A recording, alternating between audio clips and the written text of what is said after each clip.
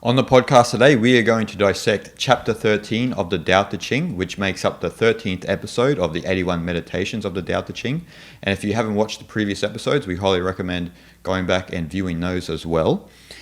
And usually we use two translations, and we are doing the same today. We are using the Jia Fu Feng and Jane English translation and the Derek Lin translation. And this chapter essentially is about, in some sense, the dissolution of the self to reunite with the Tao and the pitfalls that we entail on that path. So, without further ado. Okay, so chapter 13. Accept disgrace willingly. Accept misfortune as the human condition. What do you mean by accept disgrace willingly? Accept being unimportant. Don't be concerned with loss or gain. This is called accepting grace willingly. What do you mean by accept misfortune as the human condition? Misfortune comes from having a body. Without a body, how could there be misfortune? Surrender yourself humbly, then you can be trusted to care for all things. Love the world as your own self, then you can truly care for all things. Excellent. And Derek's translation says, "Favor and disgrace make one fearful. The greatest misfortune is the self. What does favor and disgrace make one fearful mean? Favor is high, disgrace is low.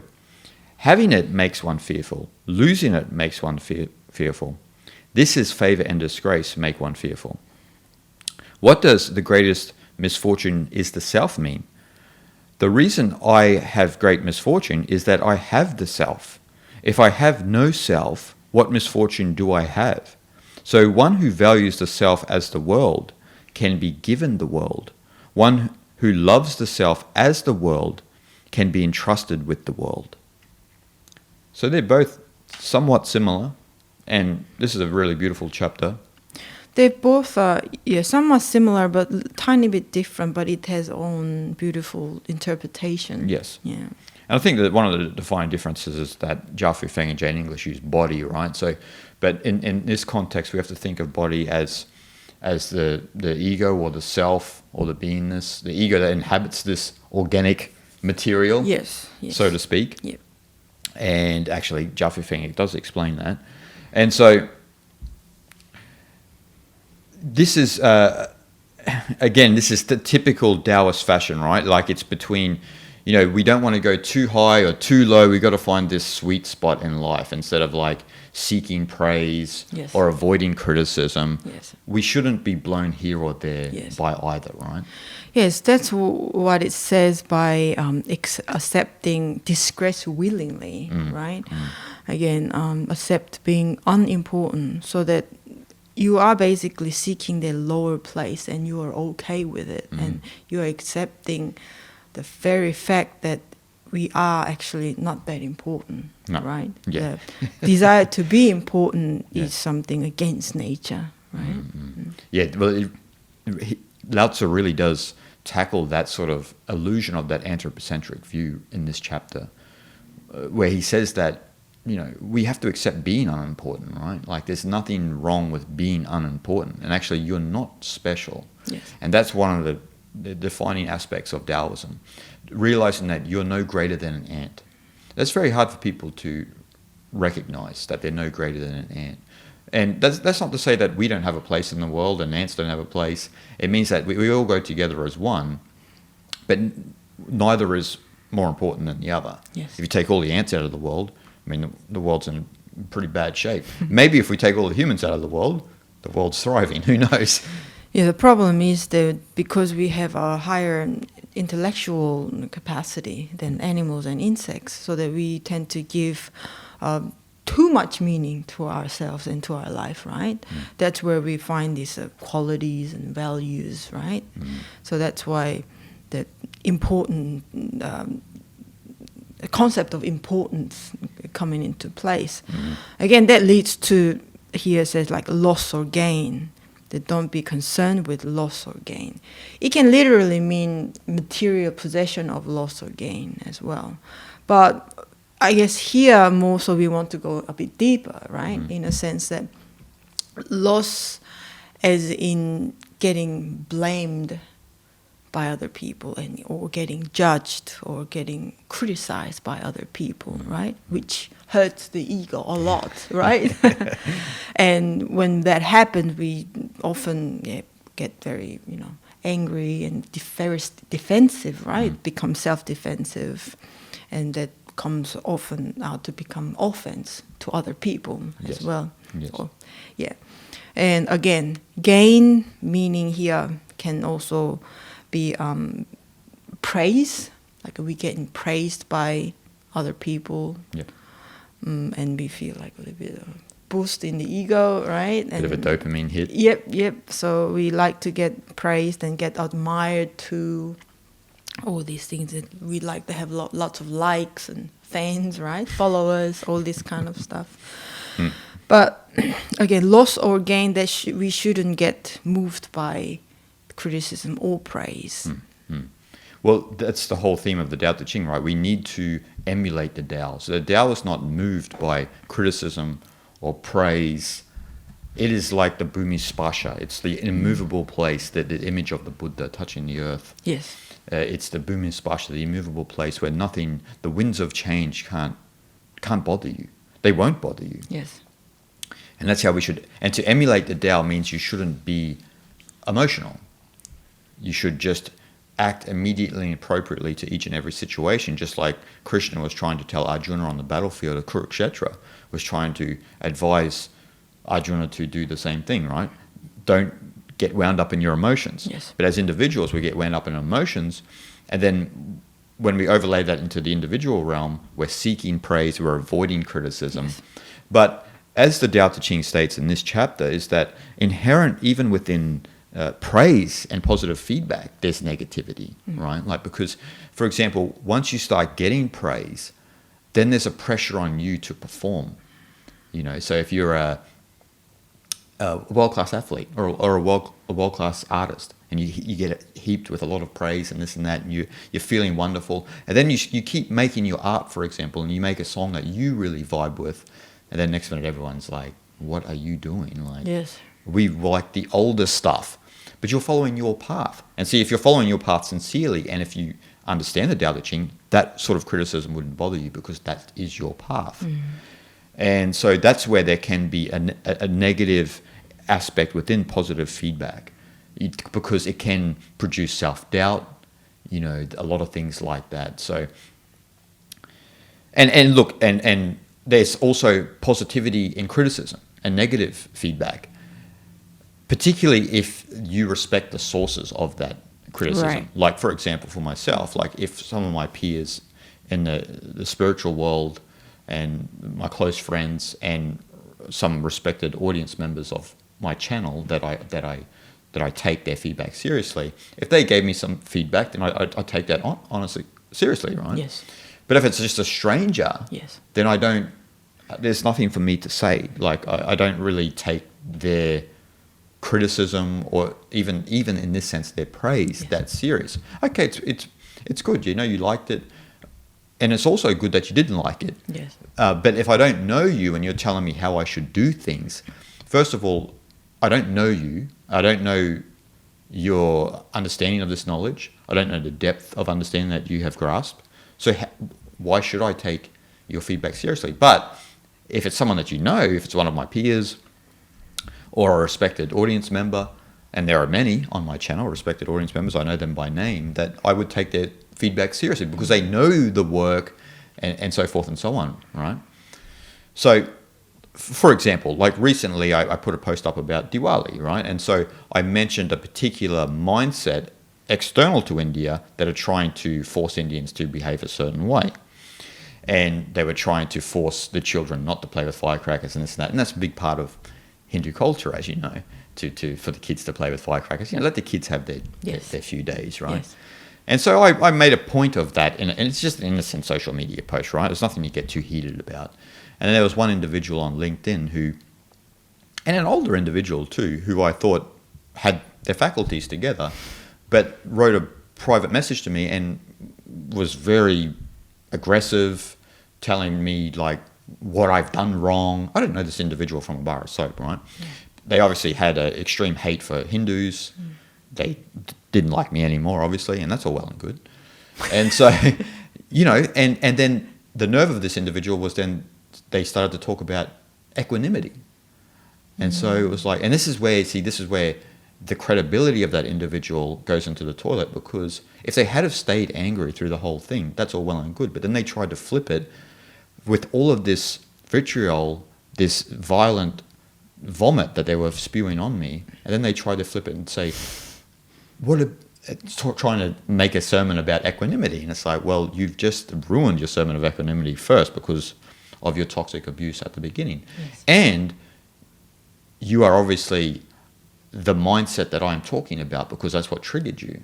Instead of looking at it objectively and understanding, most Indians supported what I said, most foreigners supported what I said, just as one person, maybe a couple other ones, but not as much as this individual. Yes. And so what people fall into the trap is, if they were new to doing this, I've been doing this, as you know, for a long time, for over a decade, so I've had, you know, death threats and all sorts of rubbish before. And you take it with a grain of salt most of the time. But if you're new to it, and this was me too at the beginning, you really take it to heart, but you don't really have the foresight to think, wait up, who is this individual anyway? And why should I take their opinion seriously? Yes.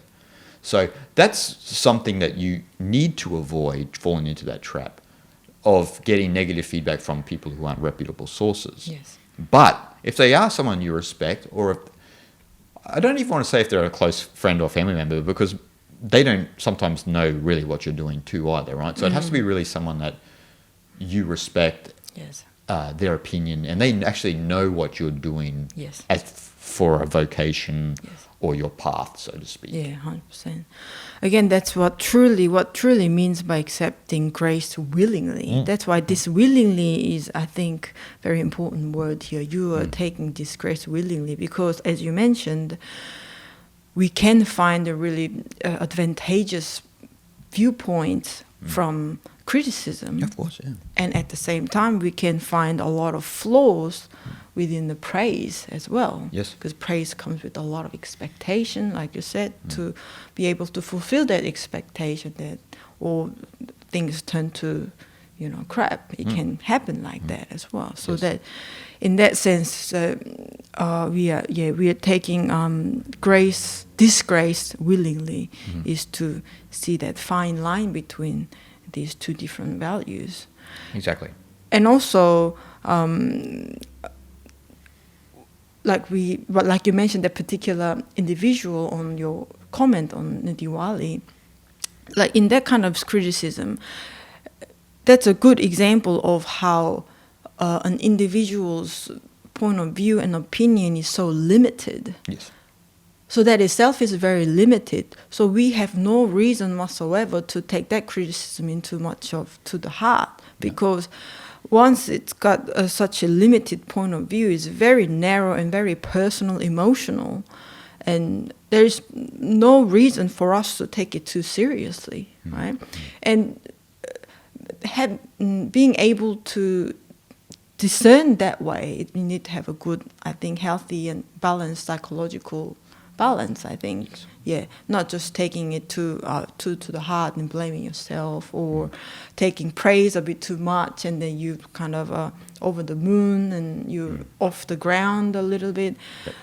Again, that someone's judgment, whether that's criticism or praise, it comes from that particular individual's point of view, which is very limited, and it can be very narrowed down, so that we shouldn't take it entirely to the heart.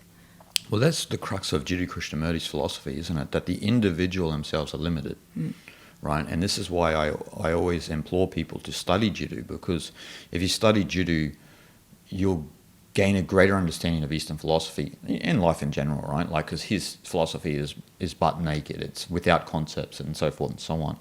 And the crux of his philosophy, as I said, is that the individual is limited. So from a limited perspective, it's difficult to see the whole. to see the Tao, to see the reality as it truly is, because you are fundamentally limited. You have these beliefs, these concepts, and this and that, which is limiting you. Yes. And then we're trying to find security within that limitation. Right. So we look for security within division. Isn't that ironic, right? So we look for security within group ideology. Oh, I want to be part of this religion or this race or this sex and so forth and so on. But that's all limited. And so security itself is divisive. So division is insecurity.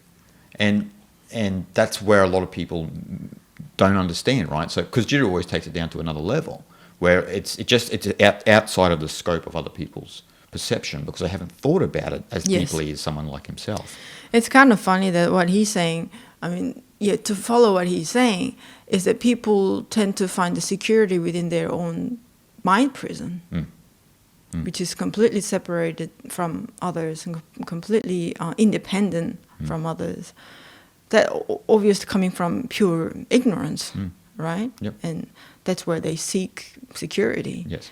That sounds to me pretty psychotic. Yes, yes. But that is actually literally what's happening. Yeah. I remember when David Bohm asked him about, so what should we do when he asked Jiddu Krishnamurti about that? And Jiddu said, you have to realize that you yourself are limited, right? So you have these limited views of the world. I mean, the I is inherently limited. Yes. Because it's a socialized, it's a product of socialization, a product of your genetic blueprint, past life karma, if you will, and cultural product. And so you have to realize that. And this is where Jiddu talks like Lao Tzu and Zhuangzi. It's not about going out there and trying to change that. It's about realizing it within yourself and trying to make yourself a whole person. Right. That's all you can do. That's all you can do. You can go around beating the drums and this and that, but it's like what Alan Watts said, you're beating drums around looking for a fugitive. It's pointless. So, but the work has to be done on your own self. And for those who are sincere about Eastern spirituality, and you're sincere about meditation and developing your mind and cultivation, then that's what it's about. It's about diving deep, not about going to solve other people's problems and so forth and so on. It's about understanding your limitations within yourself. And maybe then you can have an opinion, possibly. But as Richard Wilhelm said, the sages on the mountain working on themselves, creating incomparable human values for the future without actually doing anything. Without doing anything, right? Because that sage is what's changing the future direction of humanity. Yes. And a lot of people don't understand that. And I get a lot of messages and comments and emails about that when I state those sorts of things. But then I say to them, why do we still talk about the Buddha, Lao Tzu, Zhuangzi, Shankara, Gaudapada? Why do we still talk about these individuals? They weren't going around beating the drum. They weren't political people, but we're still talking about them today. We're still following their teachings. That means they left a pretty big footprint in this world, Yes. So, and that's something that we all have to think about. Do we want to follow that path of the sage, or do we want to follow that path of a warrior? And the Tao Te Ching is calling on us to follow the path of the sage. Yeah, becoming that whole individual, isn't it? Yes. That you don't get limited by your own opinion and by your own judgment. Yeah. Even when that's happening, you have a kind of a bigger perception of that you are not that thoughts and you are not that opinions and judgments, right? You are intrinsically a whole human being. Yeah. It's radical acceptance. Yes. So when fear, anger, and everything arises, you are still that. You are still that anger. You are still that fear. So these things have to be, in some sense, analyzed and worked on. Yes. To reveal your whole state, because that's what eclipses you. The fear and the anger and that arises from the limited individual. Yes. If there was no limitations, if you had no borders, fear and anger could not exist. Yes. Envy could not exist. Jealousy could not exist, so forth and so on. Yeah. And so that's the whole point, especially of Eastern spirituality. It's about accepting these things about yourself, owning them, and then once you kind of, in some sense, integrate them but also dissolve them at the same time, is it begins to open up your consciousness to the greater totality. Yes. And so that's part of the point here also of like accepting the highs and the lows, you know, accepting you're going to get these differing opinions about who you are or perspectives on the world and so forth and so on. But you are not moved here or there because you have accepted yourself and you're trying to get out of those limitations as opposed to leaning into those limitations. Yes. And that's why in this chapter there's an emphasis on the dissolution of the self in some sense. So all of this comes from being the identity. I'm attached to praise, Yep. and I avoid criticism because I am an individual. I am an identity. Yes. Like you said before, like it hurts the ego, right? Yes. And then we find ourselves in constant self-protection. That's how we live our life. Yes. And again, that's what here says, that accept misfortune as the human condition, and misfortune comes from having a body. So that body is what you are saying as ego or self or Identity. Yeah, Yeah. that's right. And jiva. The jiva, yeah. Yes, jiva. The persona the system. persona system. Yeah. Again, here, without a body, how could there be misfortune? Yeah. Without an idea of persona, without idea of me, self, how could there be misfortune? Yeah, yeah. You become like a jivan mukta or an avadut walking Yes. around in the world. You know, when they describe an avadut or a jivan mukta, they say you can like throw your garbage into them, Yeah. but it's like throwing garbage out into space. It just there's no like floor. It's like Yeah. a bottomless pit. Yeah. And that's actually how our consciousness is. Our consciousness is naturally empty, spontaneous, and free. So if we truly live from that non-dwelling place, it's not a dwelling place, right? We haven't built a house in our mind. Yes. Then I can throw anything at you, and it just sort of goes through you, and you don't accumulate then any samskaras, any vasanas, and it's not going to affect your karma. Yeah. Again, that place is that clean slate state of mind, that purusha, isn't it? That pure consciousness, pure seeing, pure being, purely existing, right? Yeah, that's what it is. Nothing can stain your mind. Yeah. And that's what this chapter is alluding to. Like, if you have a identity, if you have a self, if you have a body, so to speak, Yes. to use Jia Fu Feng in Jane English's translation, you're going to be attached to praise and 100%. and try and avoid criticism, Yes. because we've over-identified with our own self-importance. As we were talking about the anthropocentric view before, we over-identify with our own self-importance. So then, you know, we want this and we want that, Yes. without accepting that this is the way life is. Sometimes you get praise, sometimes you get criticism, but how are you through the process?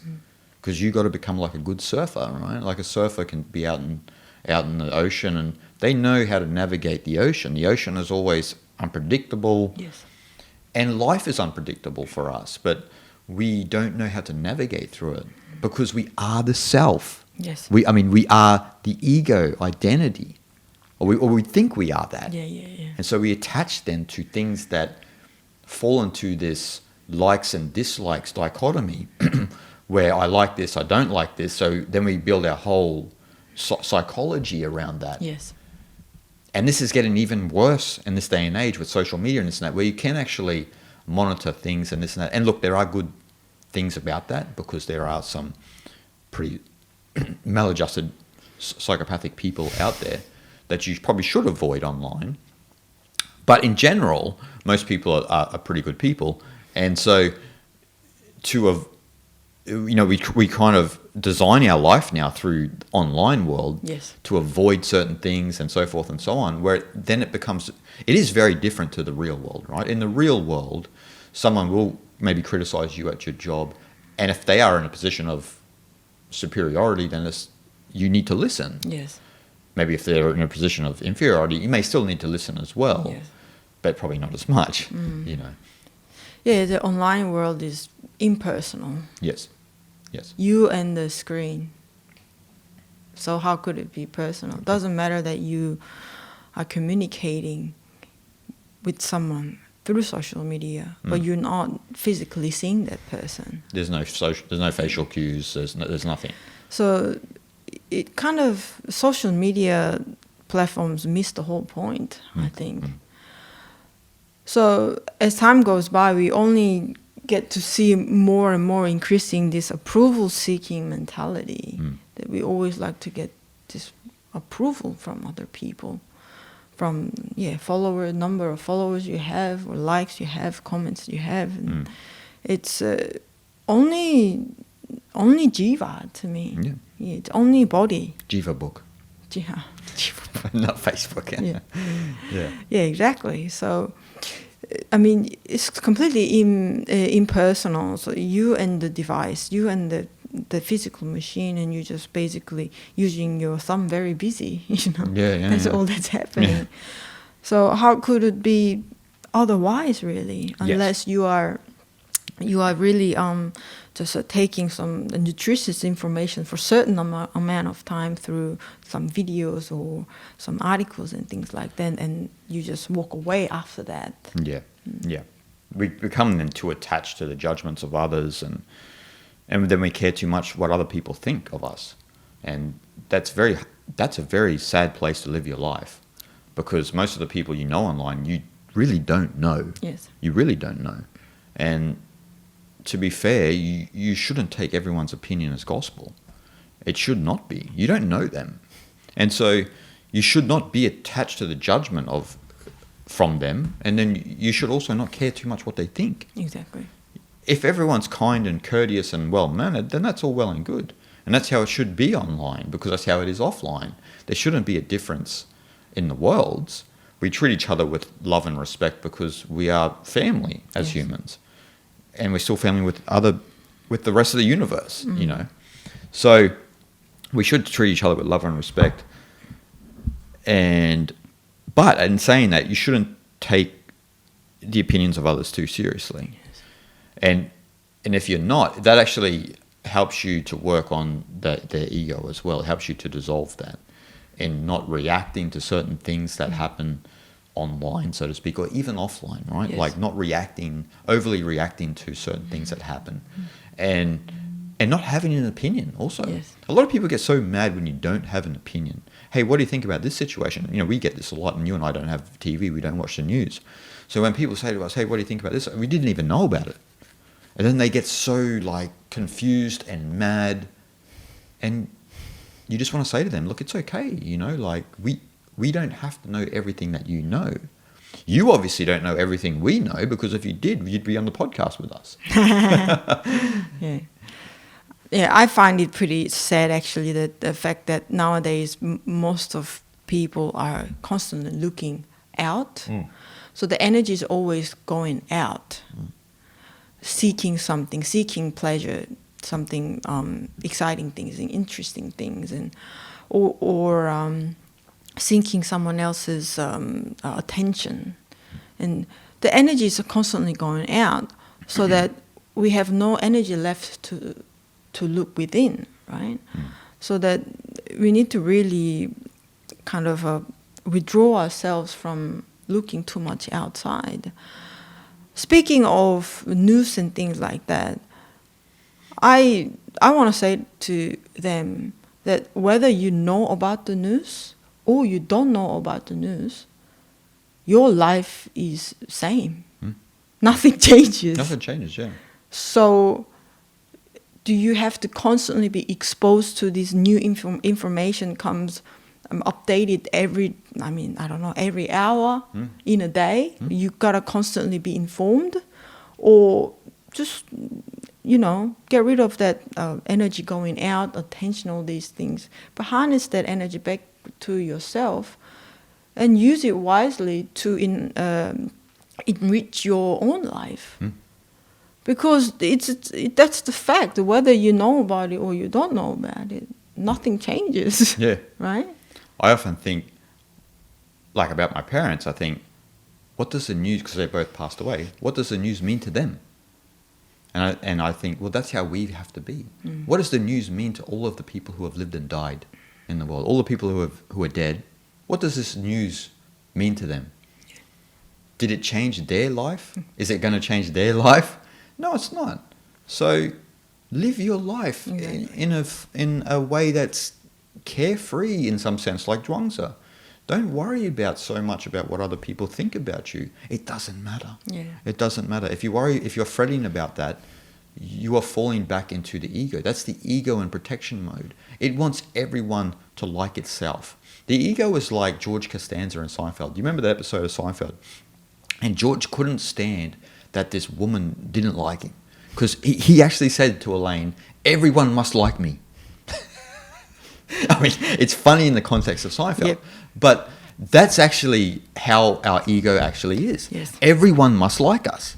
And we get so vexed when there is this one person that doesn't like them. And if you want to circumvent that, then start a YouTube channel. You'll get a lot of people who don't like you.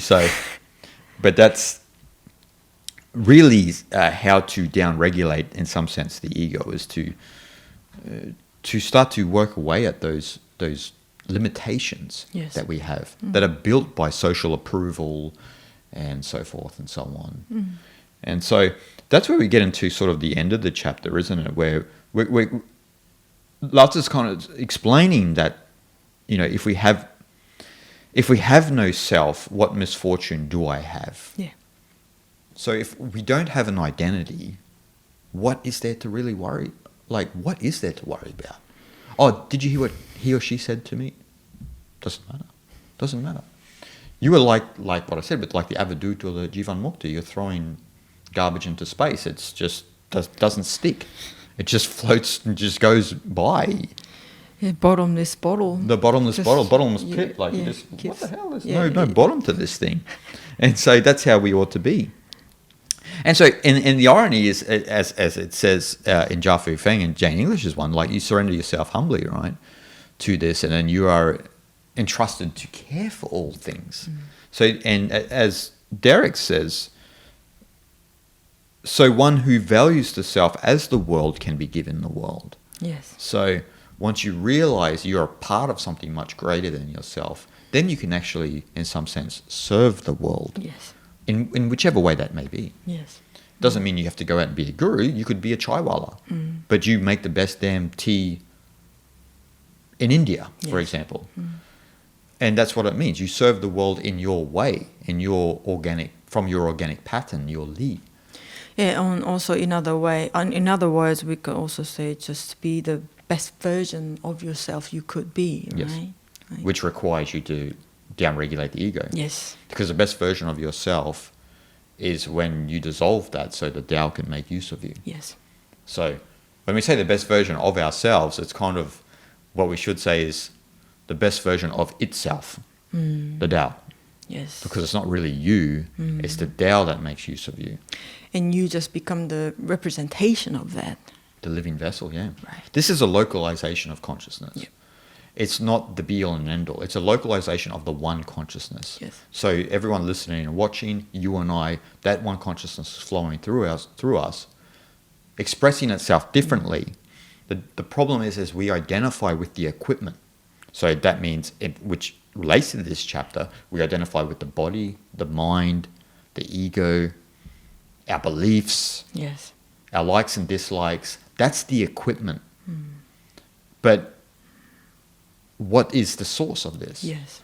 It's like you're hugging a fridge. You love the fridge so much, but you forgot what the use of the fridge was. Right. The use of the fridge is to keep the food cool, so you can have food for days. But you just love the fridge. You don't know why. And this is what we're doing. We're loving our equipment without realizing what the actual source of this equipment is. Again, without source, the equipment doesn't mean anything. Means nothing. Means nothing. It's like electricity, right? Yes. Without electricity, none of these appliances, these lights here, they have no use. Yes. And that's how we are. So we have to really nut down that we are this localization of the one consciousness. Call it whatever you will, Tao, Brahman, Shiva, whatever. But we're that localization of that.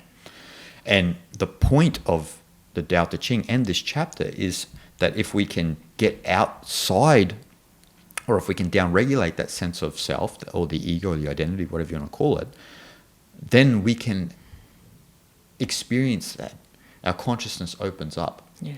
This is what happens, right? When our identity begins to disintegrate, and this relates actually in somewhat to sort of like the ideas in quantum physics. This idea of the expansion of consciousness is because the boundaries in that, the reason why you have a sense of spaciousness and lucidity in your awareness once you start to disintegrate the identities, because that's a representation of actually the one consciousness. Yes. Even though it's still experienced kind of up in this region here, in the eyes and the upper frontal lobe of the head, but the boundaries are gone. So you have this sense of spaciousness and oneness, in air quotes, that we experience when that's just what happens when you disintegrate the identity. That's a similar physical feeling when you are in a deep meditation as well. I think before meditation, you might be a little bit stressed, or somewhat your body is a bit tensed, right? So your muscle and veins are a bit contracted. But if you do get into deep meditation in state of just a pure awareness of your breath or your sensations, then you start to slowly feel like it feels like your blood flows better, and your veins start to expand, and your muscles are relaxed, and that kind of expansion in the very physical sense too that we can all experience through deep meditation as well. Yeah, exactly. Yes, that is the, you don't even want to say a feeling, it is the state, isn't it? The state of consciousness that one abides in.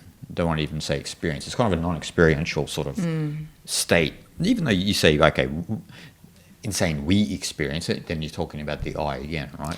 The I experience in it. Yeah, because experience, the word experience includes the duality. Duality, the experiencer. Yeah, that's right. And when you're in that sort of state of consciousness, the experiencer, the experience of all gone. Yes. You've become kind of unified with that one state that's always ever present, but eclipsed because of our distorted view of the world through the ego. And so in this chapter, it's kind of saying, when you get out of that distorted view, then you can be entrusted with the world. Yes. You know. And so, and that's where, like, it says, well, Derek says, like, one who loves the self as the world can be entrusted with the world. Here it says, love the world as your own self, then you can truly care for all things. Yes. So when you realize you are actually part of all of it, Yes. not even saying parts dualistic, right? You are it. You are it. Like, you're an aspect of it. Yes. You know, it's difficult to say in language, right? It's hard to word that in language. Yeah, well, there was just a wave in the ocean. Yeah. You are the water, but just a little wave that comes and disappears, Yes. kind of thing. Alan Watts once said that in regard to the Big Bang, in relation to this, that it's you are not the end of the Big Bang. You are still the Big Bang is still a process of whoever you are. So whoever you are now is still a process of the Big Bang. Yes. Moving out and, doing its thing. As a microcosm. Yeah. Microcosm. Yeah, but you are the Big Bang. You are. You are it. Yeah. It's just doing you for now, and it has a lot of time, because humans eventually will disappear. But that is going to take a long time, because we are only in the early stages of the species' existence. So, like, we're just part of a phase. And that's where the self-importance comes in, right? Like, we think, oh, we are the be-all and end-all. And it's like, no, we'll see, the dinosaurs thought they were the be-all and end-all too. And they were here for a long time as well. Yes. Not here no more. So the Big Bang is still ongoing. Ongoing. And it's ongoing in who you are. Yeah. That's how the process is operating. And so, and it will be something else after humans are gone. It'll be something else after this solar system is gone. Yes. And then the universe will end up collapsing in on itself, and then another one will be born, and so forth and so on. The continual expansion and contraction. Yeah. Yes. The day and night of Brahma. That's what it is. A day and night of Brahma. A kalpa. 2 kalpas. Yes. And so... Yeah.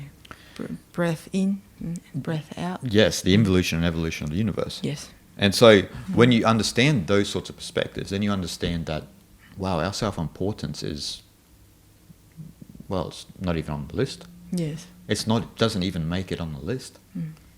There's a lot more things important than our self-importance in the universe. Yes. And that's what we need to understand, right? So from removing the identity out of the way, we can love the world. Yes. That's the point, right? We can be selfless, we can be entrusted with the world. And so moving ourselves out of the way, then we can truly then love the world. See, as you were mentioning with limitation before, when we're operating from a limited perspective, we don't love the world. We love our view of the world. Right. Our perspective, or in Sanskrit, our drishti. We love our drishti of the world, our subjective perspective of how the world should be. But see, when you get it out of the way, and this is what Jiddu Krishnamurti was talking about, then you experience that real unconditional love. And you can love the world because you have that, your consciousness is open. You can experience it all as one. Again, the lack of knowledge, lack of self-knowledge we have. Most people sometimes fall in love with their own opinion, own subjective opinion for lifetime. Yep. Right? And they never get to see the bigger picture or the clear picture. And just go through life through your own filter forever. That's only to create that, again, self-defensive, that seeking security within separation, and that all limited life that we get to just constantly produce. Isn't it? Yeah, so the drishti built on our limited worldview is the problem, right? That's why we can't be entrusted with the world. When you have this limitation of identity, then you're always possessed by the opinions of others, your opinion of yourself, what you're doing in the world, social approval, positive reinforcement. Yes. That's how you live your life. Yes. And so your drishti completely possesses you. Your identity completely possesses you. And so then you live a life according to the opinions of others. Yes, exactly. I've got this quote by Buddha. We were talking about Buddha before in the Dhammapada, actually. Yeah. It's something along the line with like in the chapter says, do not be concerned with loss or gain. Loss or gain, or again, criticism or praise, things like that. So here Dhammapada says, just like a gigantic rock does not get moved by wind, a wise one does not get moved by criticism or praise. Oh, yeah. Yeah. So, again, just to be like that gigantic rock in nature we see, right? Yep. It has its weight, obviously, so that we should carry our own weight as well from following this path. And again, like you mentioned earlier, to diminishing that sense of ego, body, so fully absorbed into that pure awareness state of mind, so that just like that rock, rock being rock because it knows it is rock, right? Yeah, for sure. So just like that, we know ourselves truly, so that nothing really get bothered. No. Yeah, nothing can bother us. No. Just like you said, bottomless pit, right? Yeah. Well, that's the Bhumi Spasha, right? The immovable place of the Buddha. So you are like that big rock. Yeah. You're like the Kung Fu master who's heavy and people can't move the Kung Fu master, right? Well, literally, we did the cities earlier too, the weight, that magic, one of the magic that sages can practice. Yeah. Heaviness. Yeah, heaviness. Yes, yeah, that's right. Yes. Yeah. But that's the beautiful thing, and that's the thing about spirituality that people need to remember. Like, it's not about being meek and weak, It's about having that spiritual integrity and strength and dignity, that you're not moved by this or that. Yeah. A lot of people fall into this bad habit where they think that spirituality means you become a real, a pushover, basically. But that's not what's meant. That's, again, the ego's interpretation of spirituality. It doesn't mean you lose your center of gravity. Yes. It enhances your center of gravity, because then you're not moved by the news and by people's opinions, and you are, as the Buddha said. Exactly. Being spiritual, meaning just being true to yourself and being a genuine human being, right? Just a real, true version of yourself. That's what it means. It's not a fancy thing that what these New Age movement people think of, that they themselves are special, things like that. It's not at all. We completely being human. That's what being real spiritual. Yeah, completely ordinary. Yes, exactly. Being genuinely as your Li would express itself, your organic pattern. But again, you have to move yourself out of the way to let the Tao make use of you. Yeah. And that's the point of this chapter, right? Then you'll be able to, in some sense, be of service to the world in a positive way. Yes. As opposed to, the problem with our identity is that because it's inherently self-interested, it doesn't even matter if you are some sort of positive, if you have a positive effect on the world, it's still a self-interested view. Yeah. So it might be positive for some, but negative for others. It's not universally positive, whereas the sage is kind of universally positive. Right? Some people probably don't like sage, but there's nothing that you can really say about their manner or their way of being. Yeah, because they're completely impartial. Exactly. They're completely impartial. They don't make a judgment of this or that. They see everything from the above, right? Yep. That's why. They emulate the Tao. Yes, exactly. And I've got this quote in Analects. It's something along the line with the last part, the surrender yourself humbly, love the world as your own self. And he says, Confucius says, don't be concerned about how other people care or think of you. Concern about if there's anything you are ignoring for other people. It's very Confucius. Yeah. But again, that is to say to surrender yourself, humble yourself, and it's almost like how to become a good leader as well, right? Like instead of worrying about and concerned about how other people think of you, you are the one first going forward for them to see if they need anything, if you can do something for them, right? Yes. That's great leadership qualities, isn't it? It's, we unfortunately live in a time where we don't really have any strong leaders, or hardly any.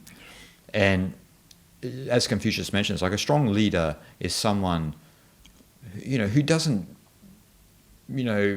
sort of bend to the rising tides of trends and opinions and this and that. They are so clear-headed that they know kind of, in some sense, what is best for others. And they are willing to make a decision. And then those people will see the benefits of that down the track. You will make mistakes, of course. But in general, you'll have a 90% average, right? And so most good leaders are the same. We all question their motives at the beginning, like, why would they do that? But then you see further on down the track, that's why they did that. That's what a true leader does. They have the foresight to see what are the next steps that are necessary. But if you are a strong identity with a lot of opinions, and you're concerned about what the status quo are going to say about you to make this decision, and then you don't make a decision, that's not what a leader is. Yeah, well, then you worry too much about what other people say or think and things like that. Right? Exactly. In the end, none of that really matters to you, actually. That shouldn't matter to you. It shouldn't matter. It shouldn't matter to you, because you shouldn't be a leader if it does matter to you. That's the difference, right? The reason why some people aren't leaders is because they are worried about what other people's opinions of them are. But a proper leader, in this sense, leads by example. again, that quality is actually hard to find nowadays, isn't it? It's becoming even more rare because people do worry too much about what people say, right? Mm-hmm.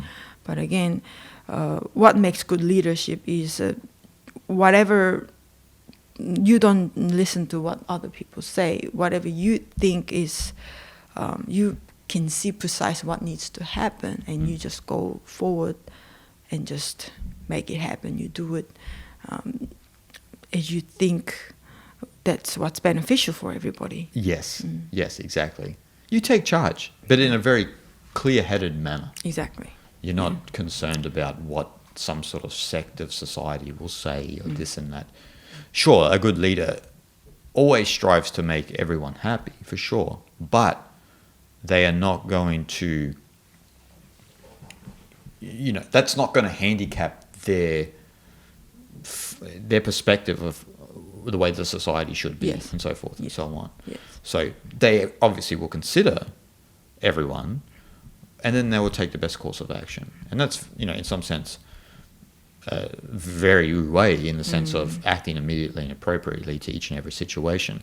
The landscape is constantly changing, so then you need to know that and sort of change accordingly, or the best way possible, right? But as you said, like these are qualities that are unfortunately dying. Because to act way, it takes a bit of courage, and the courage seems to be a rare breed nowadays. Yeah. And especially in the younger generation, right? Even if you were to stand up against some like status quo, you just raising the voice. Well, you are providing very valid point, right? But then, you get criticized and this and that, and the people start to be too concerned about it, too worried about it, so they don't have courage. No, exactly. Yeah, and that is a dying quality, but it is. It's so important. We can't lose that quality. No. Well, in the Tao Te Ching and the Zhuangzi, both Lao Tzu and Zhuangzi are radically themselves and were willing to call a spade on society. And that's why they were the original Genrens, right? The original Taoist sages. Because they were authentic and they could see the artificiality and fakeness of society and what was inculcated then within the individual. And they're pointing that out. And as we're trying to do somewhat with this podcast a lot, right? We're trying to point out the inauthentic society that we live in, which has actually affected all of us at a deep level. And then it affects movements, it affects groups, it affects ideologies and religions and so forth and so on. And then you've got a whole soup of a lot of people not really being themselves. And so then they're all limited, trying to work in a limited framework and fighting each other with limited frameworks, but they're not really themselves. They're not, willing to be themselves, radically themselves. And that's frightening, right? What's the most frightening thing for a lot of people is when someone's confident enough to speak their mind, to call a spade a spade. People don't like that. In this day and age, you get cancelled if you call a spade a spade. You almost get outcasted in some point, I think. But Lao Tzu and Zhuangzi's point is like, even if you do call a spade and you do get cancelled, whatever that stupid term means, you're not bothered by whether there's criticism or praise. You just said what needed to be said, and that's it. Like what Lao Tzu did, right? Lao Tzu, when he was at the Western Gate, and the guard is like, I need to know your wisdom. And Lao Tzu's like, you don't want to hear it. It's too mind blowing for you, brother. It's too radical. And he's like, come on. And so he said, all right, and then dropped the bomb on him. And that's what we're reading today, right? Yeah. Beautiful. And that's all we got to be. That's what this chapter's about, right? Being radically yourself, but not in the sense of an ego. And as you said, the genuine. Being the genuine person. Genuine person, genuine love for the world. Right? And that love is only can come from that innocent place, innocent heart, empty heart. Exactly. Well said. So guys, we hope you enjoyed, and we'll see you guys next time.